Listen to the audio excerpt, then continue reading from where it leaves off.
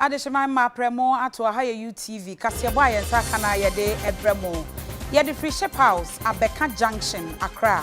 ena yeto amane wo betimi so ahwe yen ewo Facebook UTV Ghana Facebook live betimi ahwe yen efri ho enwumako biada roma no maso yasene ama yede premtobre kasebo ebremo this way chocolate drink yo hia ye share kitua bi awie de kakra bi senka wo benya nke mo ye de kakra nke ye papa esan ne se de wiemu asia ye ne so mpe ne sanso a wo de ensuo hye kakra bi na wo hono no na wo de cubes gumu a awie ebe ya ma pa awie abonti ebe ma wo ho adwo fom ye wo special ice mineral water ye nsukrogen ese fata se obi abenya bi e woni fie office ba bi a wo bi ensu kom de wa mesra no ahwehwe ne kra de ensu ni nyina ayefo enti se wo special na so wanom a ubetimi enya bi ato ewo ba bia eno achi ye was special drinks eno so eye anonom de eno so de fridge na eye nwuna wie se ubetimi abobo bi pa na wodidi wie adon hwere mienu achi no unum bi eye ana wonum ansa na wadidi a eno so eye kama esan se enuanunuro ewo mu nti wonum a eno so ebe ye adwuma ewo nipadua ne mu ye wo best point savings and loans wodu sika ekwa akoto a ayam hihie ni akiri wonim se wo pa ye de bema wo pa bosia bema obi na wo de aye adwuma ni nyina ene sade ye wusi ni yen edi dwati ye kasika sam hu dwade dia best point wo ho e de ema wo ye wo best assurance ye wo best pension ni nyina ye nwumako maso yasene ama ye de kasebo yi ebremo na de edi mu akotene bi ene se Efri enra ena yede yankane mampanyi JJ Rawlings eto empam sede ye kwakope no krabe no eno enam so ma enra Ghana de hye ebinum nyadaje pa ekoye ekohwe nene empanifo ena eko eno no ye mampanyi ene na bedi akire afei ye komra hye bedwam suso a ene ankane asoafo no nyina ene eno omo so di obuo kese ekwakoma won ye bekwakohwe sede e wonsem no esi etie sanso ena ora abangbagben wode atudwa ekire se ye kan kane mampanyi JJ Rawlings woko amanya hodo so a se de no omusi bunu mpokura no ebro se de Ghanafo na yesi ebu no ene Supreme Court akwa asetena ama ekowie ase no akwakopiem se Supreme Court ka kire enkane mampanyi Mahama se the witness statement no wo ma no efri sabre ya akokopem nyame adoma wo kina wieye na ono so aba be file ne de ama eno ho asem enso eno no ye ko amanone ensemu a European Union eno omo chese coronavirus vaccines na aba no wo mo yire mu pampe nyade a wo mo hwe ama no aba bete atese basa wo mo de tape ato ho ama eno so ho asem ne ye de bebre mo ensem bi ka ho ena me de ebre mo wo kasebo emu mi din de Akosua Sarpong afa kasebo no emu ensem enie Arewo samwa eto Ghanafo eye afia etwamu ene se nkane mampanyi JJ Rawlings woto anananom ewo ensiedo eye arewo sam ye beka sebrichie pa na abo oman no efri enra ena mpanimfo de ne to mpam enam so ma omo ye hyehye se de be ya obi abetimi akọ na ebu etwato esese ye de komo omo no ye de akọ wonom na eno ene nam so ama enra enipa dodo no a ena omo ekọ ye mpanimfo eni ntini akukudam wo omo ekọ ye de ebuo ekokoma no na eno no akiri no enne na Ghana mampanyi na ado dankwa ekufuado woni na bedi akire Dr. Mahmoud Bawumia wo so ekoye de ebuo a etwato ekoma no na ni nyina mu no nyame adom a wo kina a eye opepon bosome ne da etoso aduonu enso no mpanimfo de ayie ebe hyehye so na ene no ye hwe animu ese emrahye bedwafo wonom ebekọ afa speaker right honorable Agbanbagbin enkane speaker of Parliament wono so beko bi Chief Justice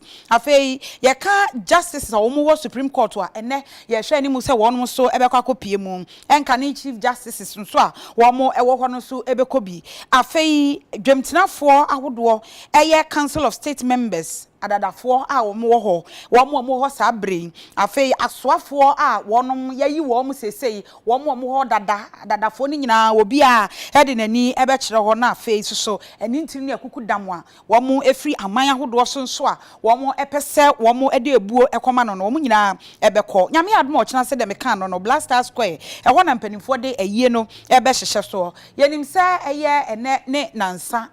no eye kwasi ada no wo ye somsronkon ewo Roma asafo no ewo regima eninti ne akukudam abusua e na omokoye enra no ade ba beche enra no mpanifo asi enkonwa e ma ade chi night vigil e wo asrafo no abia wo yenim senka ne mampanyi JJ Rawlings na oyesre ni etisa e na Akosua we ene emu ensem yenim se de yesi kobia no UTV en fan kame omanfo a wonum owofie ye be mo mahunu de ekoso nyina ya to akase bono so a na enkane mampanyi John Dramani Mahama so edensem bi ato edwa we no abra papa yi eda for me kire enkane mampanyi JJ Rawlings eda for me wo mo hyeda eye esomsronkoma no eno achi e na wo mo ye lecture na chese wo kana bakosam ne nneoma oye ya aboa omeyama no akọ nanim na enkane mampanyi John Dramani Mahama nsemu no eno o chese wo se ye ma ye ni eda ho na ye hwepa esansan hwe ya enipa bi ebe ya omadwen se enkane mampanyi JJ Rawlings ye kana bakosam enioma bia ewo ho a esese yetimi kruche di gu ho ema nchirima behu no anhwe ye betimi adane no wo se ebi asipan enipa bi ayo wo mo ho duabroni na wo mo adane dane nkrofo ensem a waye ede agu ho ye ka history anasa abakosam wo mutimi sisa no na no no che sese ya nhwe ni ye a ensachara ye betimi aba agese won mo ni na ye adwuma epen no munim se do siti enioma a waye ede waba be ye ede aboa omen nya sa de a yete ha na yadane no na afei akwakosi baabi enti wo se ye bre no nie titru ene NDC amanyoko no esese wo mo tradition ade a eye won mamamre ene enioma esese wo mo ye ede boa ema edini transe no wo mo bekoso na wo maye ne sa. There's something in history, and I studied history for my undergraduate course, that we call revisionism. And revisionism is where many years or decades after an event, the history of those events are rewritten in a way as to accentuate the role of some people and to downgrade the role of others. And so I dare say that with JJ's passing, the revisionists of our history will commence their work again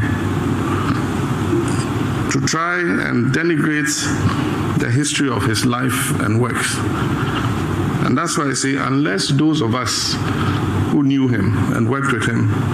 document his life and works for posterity, the historians of the hunter will write that history for us. And so 2 things that we must do as his comrades: document the history of his period and his life and works in Ghana's politics. But even more importantly, that the party he founded, which is a major player in our democratic space, should be strengthened and maintained in order to promote and preserve and protect his legacy. And so with openness like that, now more than ever before, is when we should close our ranks to ensure the survival of our party and our tradition. The challenge that political parties face that makes the difference between success and failure is how you survive the passing of your founder. Today, MPP has no founder. They are dead and gone, but they've survived as a party. Today, CPP has no founder. Nkrumah is dead and gone. But CPP is splintered into so many different little parties. Today, our founder has passed. How are we going to maintain the success of continuing this political tradition and holding together?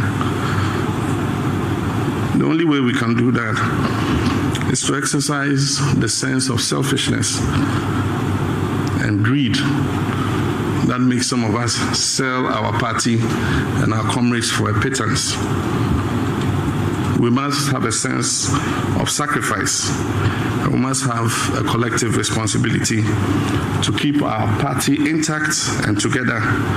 in order that we can protect and preserve the memory of this great man.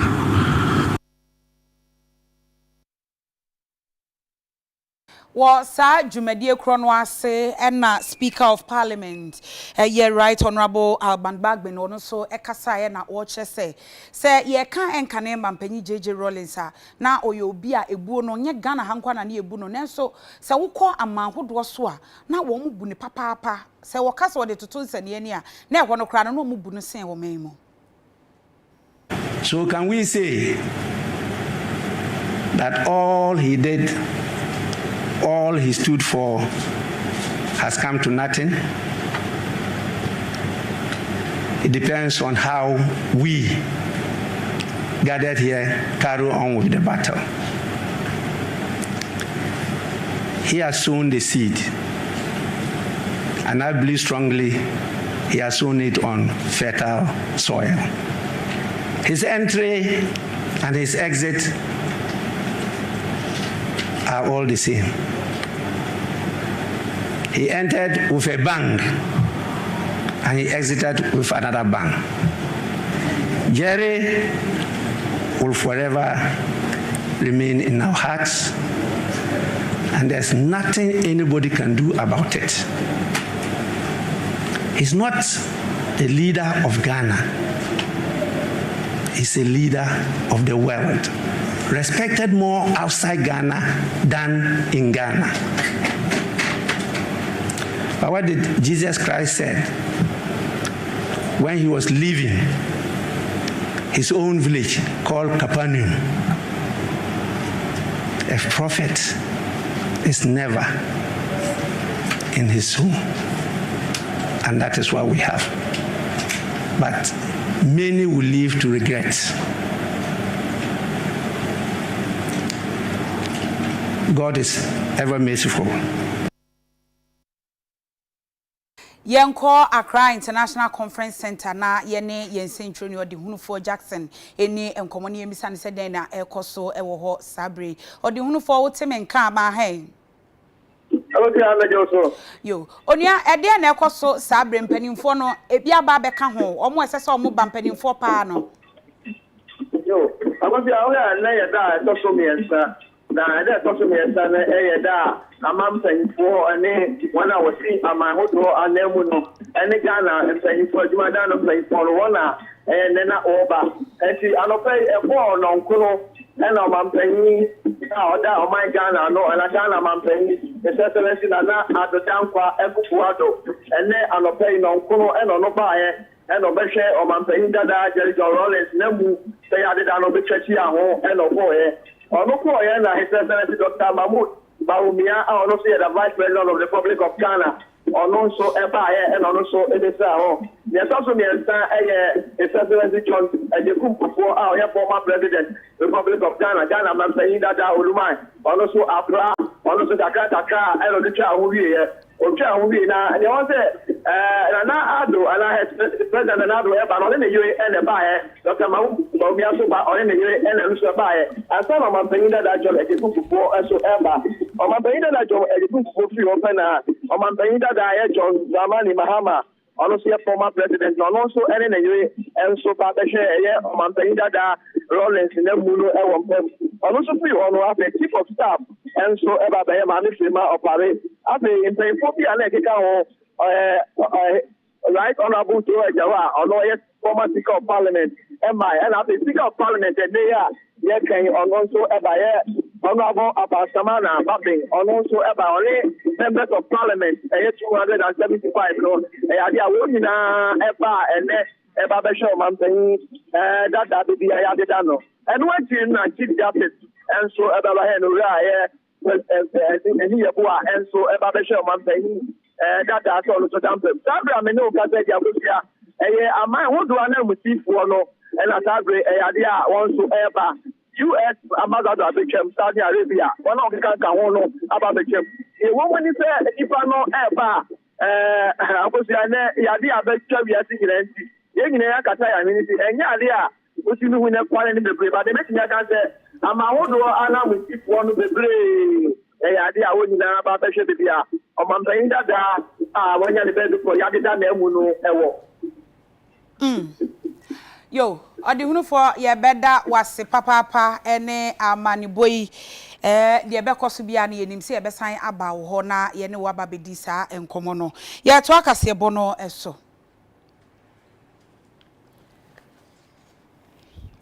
First Lady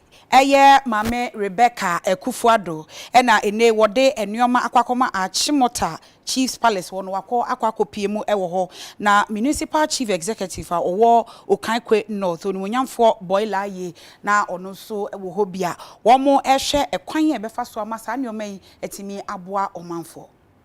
Abankra chipenyi edima Okankwe North Mexico Assembly no onmunya fo boiler ye negina Mame Rebecca Kufu Ado Ghana ba penyi anemu edi eniema no ema nananum ahimfo mo Achimota wakasa no chemu se afrase nim enananum ahimfo edi adesede eto Mame Rebecca Kufu Ado enim so mayo momoa enti afe na bosomfo yi pumakwe mode niema no aba se yewo ahimfo ewo ye krom a omunso hia bibia emi se enunti na nado dan kwa Akufo Addo di assembly no baaye se assembly no ben krofo no se de ebe ya se bibia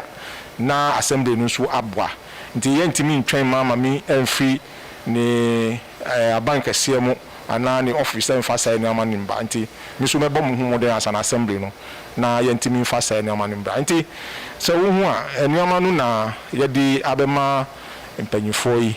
ye fridge kese baako any air condition any nkunya fefefe any TV omuti ha na sebi bibi koso a omunso betimi ahwe nti enu adwuma na yaba bedi ewie yi wahini adema Achimota ni Ayibonte the second eda omampanyi hokani asese wanyeni idi honorable boelaye because ene lenche ekutomine obekana ka iba amomi ko le tuhe ni wakagba wo mami ena wonyumo dromo na ni se jufo ji e poton akeba wo nu wo ni se no obala akebe isumo ko ni le tenche ekoba wo den ko ni se wie mo ni wo yo wo ka hale ni wo ka ha ni aje wo mami edin iwo wo ka shida play ha me ejake Ntaseno ne 42 years ne government go back na afi ne gani na ko ko bia me po afo dan shinjungo dromo na anya afi so ni ne gen iwo wo ka shidan ha ni chole ni ke ha wo Mame Rebecca ke Nana Akufo Addo ke he wo nu pai na wele na me ba tuni ke wo nyame ni le hu anye no ni wo bi odi ake awu no kaka me ha na ehi bi awu no wo won bijomo won ha me ni mu suomo ka ekomefe mo ni yo wo keletenye wonye wo chano na kan no afei yenko Supreme Court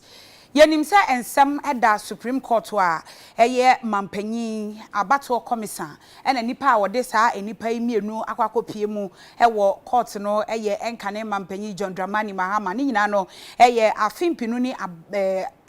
afimpinu ni aduonu abato ayekoye ekokoto ye ma wo kyerese sede abane bobo sikoye no wo hwe enuoma na omubu omonkonta na kyese enuoma nkoyie ni nyina ne senka Supreme Court onhye abato commission ne ento abane foforo esan se wo mo de wo kenkan ye bu no wo hu ni se enya de a obi anya saa 50+1 na se 50 ebida so a nipa ne de bedi enkunim ne no na akwakopiem Supreme Court ayinim se wo mafiti ase fafo asem no ho akopem sa sanie na nkasa ebefiti ase na ne nyina mu no na wotwe etwa mu no yete nsem a ebae na wotwe we so empanifo ekwa asetena enne na enne de esi ye nie abra court call asetena ema nsem no nyina ebeda nanim no na esese enkane mampanyi John Dramani Mahama ne witness statement okọ na nka wode ekokoto dwa sede enra yekenkan wode ubonkrata mu kire mu se eye Nana Addo Dankwa Akufo Addo ono ede ne witness statement akọ na akọ file no na wo hwe mampanyi dada John Dramani Mahama de no a wonfa nkoye nene wo mo ekọ asete no na court o kire se ne bonwuso se de osi hyeye a na wo hwe animu se nka wo mo ebetimi afile wo mo de no mo file no yade a wo ma wo mo efri enne ekokopem nyame yadoma ochina anwumre no wo mo enfile wonom edie enti court atu ensem no asan ahye nyame ya no opepon bosome ne de toso aduonu enwotwe na kyese nyame ya adom a yawada na eno no abra court esode ya pe na lawyer Frank Davis a wono eye counsel ema second respondent no mekire mampanyi Akufo-Addo ogina simpia nim ne Ghana for ekasa no ne sedwofo so kasa ya ensem no kan ye no yentie bi of our colleague lawyers for the petitioner. You will recall that on the last date of court, that is the 20th of January, the court made definite orders to be complied with by all lawyers in the case, lawyers for petitioner, lawyers for first respondent, and lawyers for second respondent. The petitioner was to have filed his witness statements by the 21st of January 2021. First and second respondents were to file their witness statements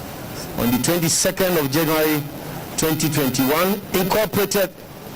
with their submissions on the preliminary objection to have the petition dismissed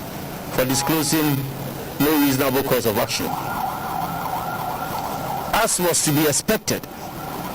the petitioner flatly decided to disobey the orders of the court and was openly defiant even this morning. I must say that as practitioners of the Supreme Court and as lawyers who attend to court regularly, we need to exercise a little bit of restraint in the choice of our language. It's very important because at all material times we are officers of the court. It's unfortunate the language used by my good friend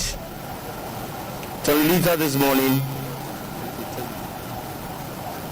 was a bit offensive. To say that an application before the court has been predetermined, to say the very least, that was unfortunate, coming from my good friend, of course, and a very senior member of the bar. Yet the court did not take kindly to that. As it is now, the court has been gracious and very lenient to the petitioner because he has been given another opportunity to rectify the wrong. The petitioner has been ordered to file his witness statements by close of day tomorrow. We lawyer for Emma Mampanyi Akufo-Addo eno achiri no ena a lawyer for so Emma Yenkane Mampanyi John Dramani Mahama enipa wono ejina mu ekasa ye Dr. Dominic Anyeni na ne nkasa ye mu no oche se no wanwa pa wo ensem bia ene lawyer Frank Davis okeka ye wo court wo ne hu dwiri ni pa na yente se do no so kire ni nsem no. You are all witnesses to what happened this morning in court. The Supreme Court has given an order for the petitioner's witness statement to be filed by close of day tomorrow and for us to resume hearing of the case on the 28th. But before I go into what has happened today and other matters, I want to record our disappointment with respect to the language used this morning by a senior member of the bar and former president of the Greater Accra Regional Bar, Mr. Frank Davis. The language that he employed this morning is unacceptable in describing the actions of petitioners' lawyers as theatricals, in describing us as persons who intend to be intransigent and disobedient to the orders of the court. I am sure that Frank Davis knows, Mr. Frank Davis knows, that all the applications that we have brought are within the framework of the law. You are journalists. Please do a bit of research. Read CR 99 and please tell us where in CR 99 it is said that you cannot bring an application for stay of proceedings. tell us where in CR 99 it is said that you cannot bring an application for interrogatories, and tell us where in CR 99 it is stated that as a petitioner you cannot bring any interlocutory application before the court. These are all mechanisms that legal practitioners employ, and we have employed them in a way that is not abusive of within the framework of the Supreme Court rules. And so for him to employ that language is most unacceptable, and we take exception to what he said this morning. Ladies and gentlemen, there is a fetish that is being made of 42 days stipulated by law for this trial. Again, I want to refer you to CI 99, which is the amendment to the Supreme Court rules CI 16. Go and look at Schedule 2 to CI 99. The schedule is very clear that the trial is supposed to take place from January to March. Now just do a bit of computation. January has 31 days. If February is not in a leap year, it has 28 days. And then March has 31 days. That's 90 days for you. Was the lawmaker wrong in stipulating this period for the trial? The view we have taken of this matter is simple. That the trial is supposed, the 42 days is the number of days, working days, that the court is supposed to use in discharging the petition. Afeyenko ahafo regional edwadifo mai wo ho ekasaye ede efa enkane mampanyi JJ Rawlings ni wo na wo mo de ensem wo mo kan se de no sitie ne de na o ya agenkwa prekope ede magana enana oye ni papa pa odwene oman Ghana ho. City of Environment and Sustainable Development so menya no mobile school na wono mo ba foforo ne yetu omofo acheche mo aniema aniso kwanchefo penyi no hwe school ne so obenfo Jonathan na ayiti ekasa di efutu ema won so mo aba no omebro mo ho ase ensua de na empeje mo dachi commencement lectures obedi wo mensi ho maaye chese ntema kura ne enya bi mfra wo ko pentema je se wo fa praye to prayer na be farent me bomu na chese santma na wo pato ntijeje baaye no obeye bibia opin ma nipa obia ho toyen o tra repre ha kirensu akwa repre ne ehu bi da jeje de repre be fa kirensu ha ma yehu helicopter ntijeje de am de ka no no ya de obaaye de am ni kasi jeje do something before you die jeje do something e bia de am ni ka ko helicopter ntijeje de obeboa Ghana man nti de am de ka no Yankopon won fa ne kransi o ma ne ba bi panna ampani jeje be kuroma no wode afutupa nkyerɛkyerɛ pa arɛkyerɛ ɛmakyerɛ nsuaman nkwadaa yɛnhwɛ nkwadaa yie yɛntete yie na daakye yɛnyina yɛ panimpa ne nkwalaa pa enti me dem de kai no no afutuo de ɔma yɛ bi pa wɔfa ka no ho no sɛ wɔno na mamuo so saa bre na yɛ soja amamuo wɔno na ma kabi mamin kabi amamuo yɛ dɛn ɛba yɛ ene obi atumi ka bie ema akonwa no sabre na ye soja amamuo ono mom na de ka bi mamin ka bi e baaye de me nso de nim fa no hono no obama ma akunafo sabre na edi wo faase ade jeje na besesa no ma ne yenya ese wonu yedi agade enti jeje de obama obia hoto no enso de minim efa jeje hono no ya nka no asem kra na nkenye so aye bi pa soja mamu ye ka enne wono ansanka odi so no odi soja mamu no ansana wose bai ekọ odi 2 times no obi ankonsa mama ye tete ekoso rani ekon won sore so mo bi ma eso nya 8 years no o sore so ma obi bai ene ko fo bai na wo fa sia de so ekan nenka nipa ho ba kire papa ona de bai na edi agade sanka wo fa sia de na na aka ho ena light so ona de light ko mia bebre jeje de waye bi nam se ni ba de obeye bi wanye ni na afa ejapade ni nyina woni ne bebre akoye kokofuo ye mma ba kokora ne ajefu nsem eti se de me de ka no so ba ye na saa de no wo betwe mo na ese no wo papa wu a Mwa na mudi mwa ade yempa mabusuafo ni bio yempa ma woni ne ye ejapade ye woni wo ma dia ti dem de ka no ba akoso no eje sale kalebule na saba je sale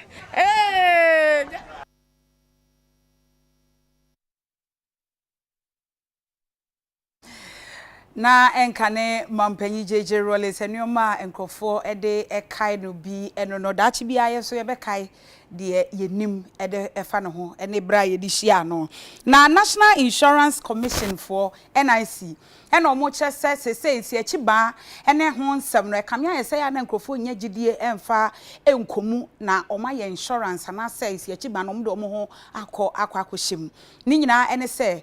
wo hwe insurance companies ahodo a wonum ewo oman mu a ekame aye se be ya wo mo betua enkrofo insurance ede ama wo no eya etumi kyere yie papa bi wonum kra age se wo de ko insurance commission wo kobo mama ne ansa na wo betu hu anamon a wonum atu eno ene nam so ama outgoing board chairman na chese won na ye dwemtenani a woda wonum board so sabre wo firi ho ama fofraba eno ena owurare ankra wo ka kire saa insurance companies say ya wo muntua ne ntem mutua ne ntem a ebema enkrofo anyagidie ewo wonum emu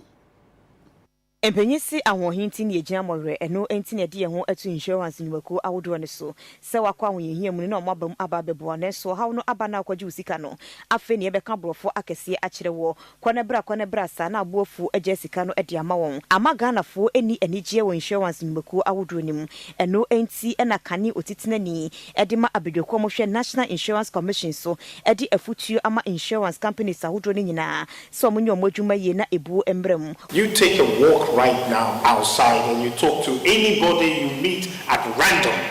and you ask him or her, what do you think is the problem with the insurance industry? Oh, they are very quick. And by Ushka, she gets a beer, they will not give it back to you in payouts. That's what they will say to you. And we need to face up to that reality and start dealing with that problem, because once we have that problem, it's going to hold us back in trying to achieve the sort of vibrancy that we need to underpin the economic development that I talked about. And this is primarily because of the manner we have treated and continue to treat policyholders. It is true. We will not achieve the objective of growing the insurance industry if we do not, the emphasis is on if we do not collectively work to regain the insuring public's trust. This we can do if we all exhibit professionalism in our work. Otiteni otosongotwe Edema Chartered Insurance Institute of Ghana Owurateria Ben Ali enso dinano etumu eno chese dwumedi omu edinene se Ghana fo ebeyi etimoponi adwenboni omuwo ewo insurance no efro mutirim utietie mu a nipa dodo na Philista Insurance Companies aya ye pentam se ebeji premium aye sika no nemom ye pentam se ahokyere no ba ye betua claim no na meka ne kra kire se ye dwuma potin pa as insurance companies and see a bit your claim and no insurance botaye first class inti asamoa outgoing chairman of the NIC ne Canada ne kwan so ano no pepepe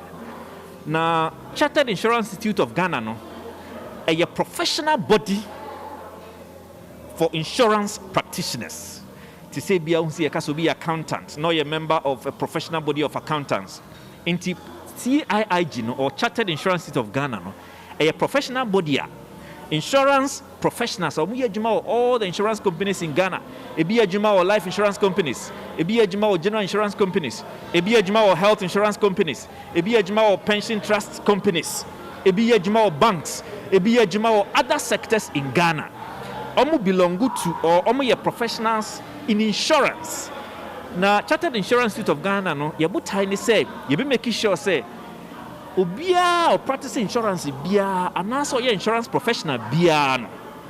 obeba ye be hwehwe no no be join insurance professional body a friend CIG no say ne be ya ye be hwe ne make sure say you omo practice insurance no omo practice no according to the professional standards insurance professional body no ehwehwe say omo be practice Afe yanko Bono East region na ayaresabea bi ewo ho a ye frɛ no Abrefi eye ma ene enkwada hospital yese eno na eye government hospital a eno ewo Tachiman Abrefi hospital na mekan na no no mo kyese omo hia neoma ne akade a esese ye de beboa wo mo na yenkoni yenkohwe eneoma pa wo mo ehia wo Osanabo suminu wonfimpi mienu ani aduonu emu enom pagya yaresabea nim eye no kese na baabi ama ekọ awoso ye Abrefi Women and Children Hospital no eniema enkoyi kura ehwo so ene ayaresabea ba akọ mo hwe ni papa ene de bia no mutimi hwe ni pa be 200 ekọ ahasa 300 so a enye asem ketwa eniema eboa ma ayaresabea di mu ni bi owura Richard Asamoa eye administrator de ma ayaresabea no woni UTV edi nkomo cheche nsemu sei from our internally generated funds. Somewhere last quarter of last year, we started purchasing the one that near IGF from the BTM, Amiaton, and I in Kraton, so my organizations, we are against almost BTM hospital running. So once you didn't that means you can specialize more, and that means that you need a specialist, you need a pediatrician, you need a gynecologist. In the union, we are liaising with the region to make sure you be to staff and also about boy you manu or fiancé. Now your hospital, you know a health center, no cre. You are upgraded to a hospital. Now challenges there, you will be brain. Your theater, you hear near my baby. Baako ne anesthetic machine ya overpack abedumeti amai ye don wase pa na ye sre NGOs ne aban enshi nkrofo se omombe boa ye OPD honum ye hia nkonya patients betna Personals no more lab ye nurse ntiama yentimi run 24/7 meanwhile dealing ka was running 24/7 anytime we have a piano, a bit in your English services are more. The personnel no knows, and moreover, machines now you want and knows. A B, about 1 to now break it down until Kenya standby machines. Anyway, about Kusea, Nabakus or especially blood banking. You started blood banking, and then you say you need blood bank fridge, you need blood bed. You need baby a bit markers at this even the blood bank. But space no shut. Am I? Is it Tachiman regional capital? And now she moves to Ghana Health Service. I think it's Abrefi Women and Children's Hospital. And the only Ghana Health Service hospital that we have. Now, unfortunately, say Omuntini any operations, and just because of say anesthetic machine in the facility. It's also as part of the corporate social responsibility and a management. I approve it. Say the Yembe donate machine a year worth around 60,000 Ghana cedis. Yan famwa na se de be ya from ha for no. Obi a who be here say the nutrition bia. Otinya ba ha say ama otinya nya operation. And I say ya she I have new ball.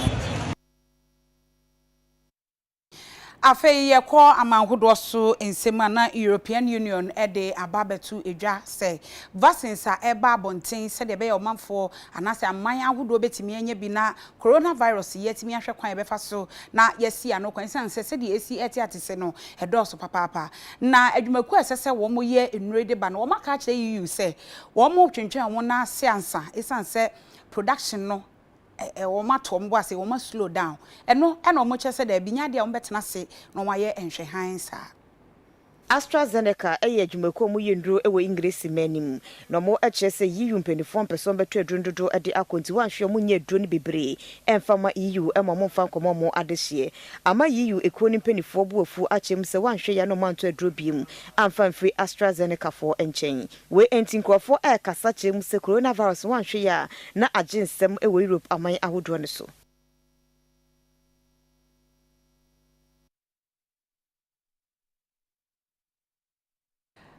Abusiafo yenya boafo nkrato emra yeba yede agudie mu nsembeto aso